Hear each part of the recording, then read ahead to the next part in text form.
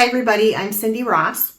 In anticipation of my new class at Art is Magic called Evocation Old Photos, New Stories, I wanted to do a little pop-up for you, which will just be a sped up version of a small planning painting that I will do, where I'll use a photo from my childhood with some bird references and combining those together. And then the purpose is to do a small version of the painting to plan out composition and colors and just kind of practice it a little bit before I go into a final painting.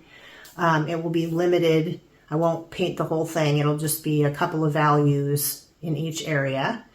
So I will narrate my way through that. So I hope you enjoy it.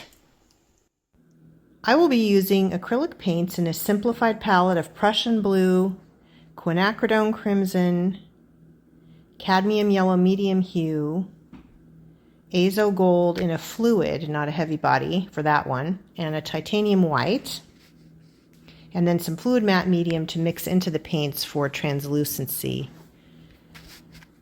I had forgotten to talk about what paints I was using before I did the paint mixing, so I had to put that in. And now I'm doing the paint mixing. I'm just mixing the three primaries together to get a few colors.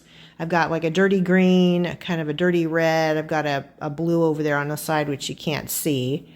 Now I'm trying to mix up a dark neutral, and it's too purple at the moment, so I'm adding in more yellow to brown it up more, and then white to lighten it into a lighter values, because I want a variety of values there. And I want to use this lighter value to cover my substrate, to get rid of the white space, and also it makes it easier to rub the charcoal off when I do my sketch on top of it. Makes it easy to correct things. So here I've got a photo from my childhood of a birthday party, and I decided I wanted to do this scene but replace some of the kids' heads with animal heads. But I want to get these guys blocked in there first, just where the figures are going to be. And you notice that front girl's head is quite a bit bigger than the two kids behind her, so I need to make sure I've got that going.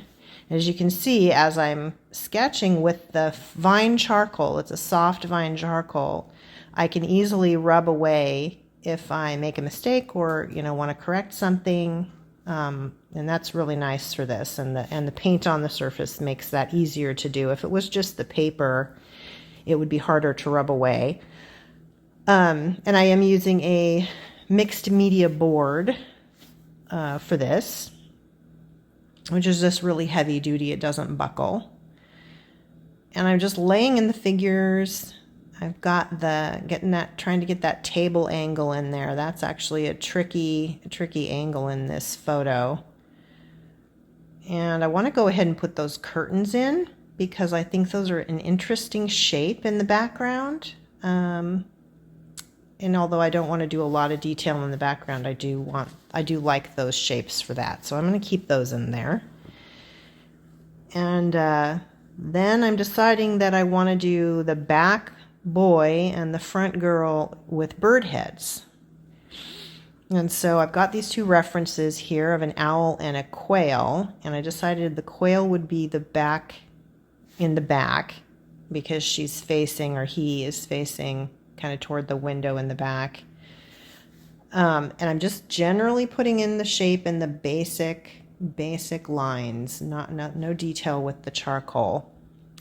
And then I'm going to put the owl here in the front, and again just getting the very basic lines and shapes, and not picture perfect, not a replica. And now I'm using the fluid azo gold paint to go over my charcoal lines. I like to do this because it locks down the charcoal. And I like the azo gold because it's a really nice, warm, transparent color, which looks good as one of the shadow layers. And so I'm just putting that over all my charcoal lines very loosely, trying to put in a little bit of an indication of folds in the curtains, getting those wall lines in there, and the table. And then the hand of that owl girl. which is leaning on the table, which has no detail in it yet, and that'll be knocked out later with paint or different paint. And so this is just very general and very loose. I'm going to put a lot of layers in my painting, and so each layer is, they start out rough and they work into more refinement as I get closer to being done with the painting.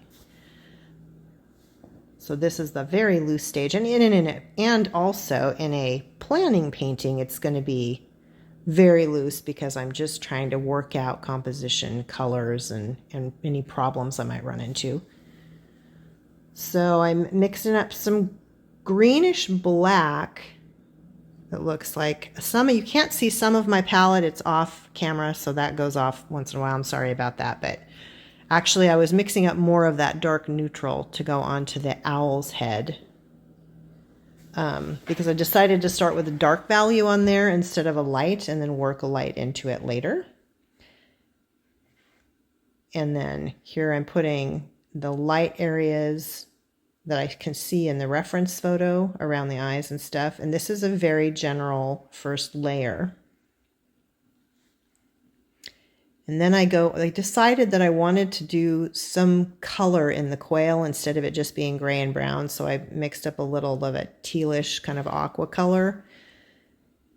I may or may not keep that in the final painting, but I wanted to see what it looked like and kind of play around with that. And then using a really dark bluish green for the quote unquote black areas on the bird.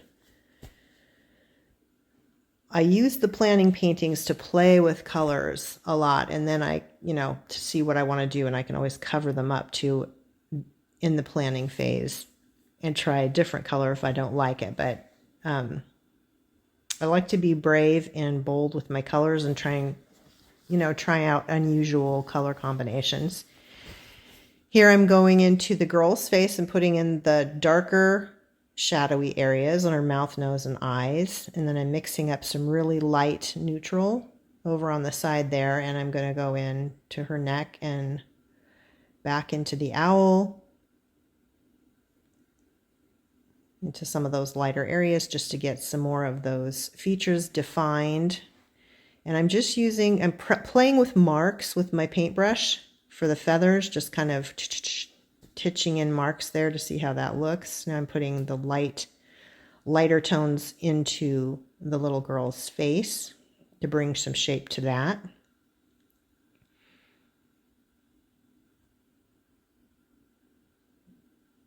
Just very generally. This is how I start a final painting as well, or a big painting. I go in and it's a lot of layering, going back in and back in and back in again, putting in the values, putting them back in, marking, correcting shapes, and refining it the way I want it to be. At one point, her face looks a little too sad, so I just kind of do a little bit of manipulation of the mouth lines to correct that. Here I wanted to do purple in her hair. I thought I would try that out, and then I put a lighter value of it in there for some of the highlights. I think here is where I'm kind of correcting her face so she looks a little less sad, a little more happy than sad. I'm trying some yellowish color on top of the quail, or his head, for variety. I decided to go ahead and do a dark bluish green or greenish blue on her jumper, just close to what it is in the reference photo because it's a nice color. And I tried to do a pink on the owl's dress, but it got mixed in with the wet quinacridone nickel hazel gold, and so it turned a little bit orangey, which I actually liked. And then I went in with some yellow to just kind of bolden it, make it a little more bold. I like the white shirts in the reference, so I'm keeping the white shirts there because it offers some nice contrast and some clean value versus with the color. And her sleeves got a little bit of green in there on the owl sleeves, but I can correct that later with just some pure white. Now I'm dirtying up the yellow and putting in another layer on her jumper. because I want to go in and do a couple of values at least in each area for the planning painting. So now I'm going in and shaping her hand with a lighter neutral color. And that hand is a really tricky position, so it'll need some finessing, and in the final photo, or in the final painting, excuse me, I would take the time to really refine that and get the shapes correct. And here I'm going in with some really light value on the quail and shaping some more of his features, and more yellow on the top of his head. And then I hadn't included black initially, but I went ahead and grabbed some because my dark values weren't quite dark enough. So I put a little bit of the black into the owl's eyes and into the quail's eyes. And I mix something into the black. I don't use it pure. I put some either blue into it or some azo gold into it. And then I put some highlights into the eyes of the owl and the quail. Now I'm trying to make an orange color for the owl's beak. And if I find I'm just not getting the colors I want, I can always change up my palette and add some different blues or different reds or different yellows to it to get more of the colors that I want. And that's something that's useful in the planning stage as well. And now I'm putting some different values into the quail's dark areas to offer some dimension there. And now I'm doing some correcting with the neutral and the background neutral color. And I'm shaping more on that hand with some lighter neutral to work on that shape a little bit better, get it a little bit better.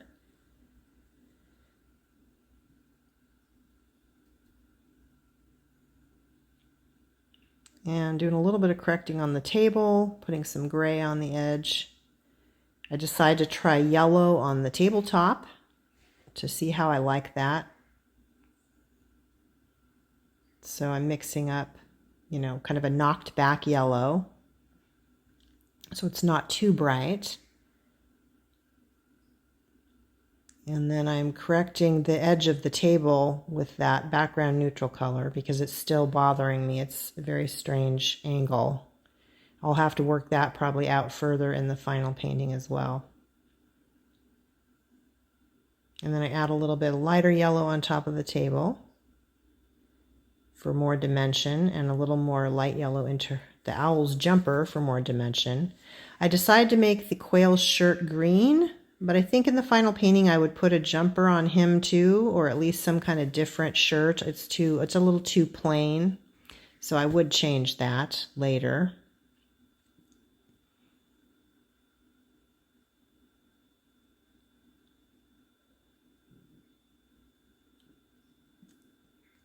Then I went in with some gray onto the quail's head, a few more layers, another layer on the hand. More white on the owl's blouse because it was tinged with green and I wanted it more white.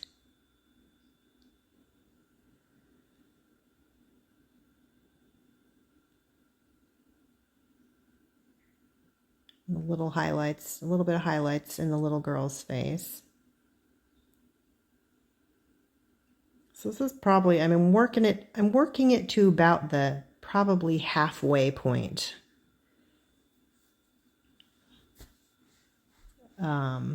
As far as how finished it will be. Just so you have an idea. And I'm putting more orange on the owl's nose because it's still not standing out enough for me. And now I'm going to go into the background and put in a really light neutral behind them just to try that out because I'm not sure if I want a color back there. I don't want them to be drowned out by a color, so I'm just like using a light neutral.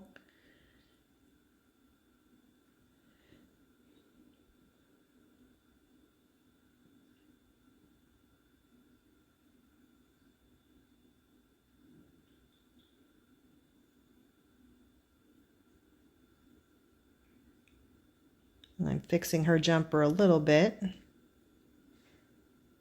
See, as I notice things I want to correct, I just go ahead and do that because it's, you know, good practice for the bigger painting.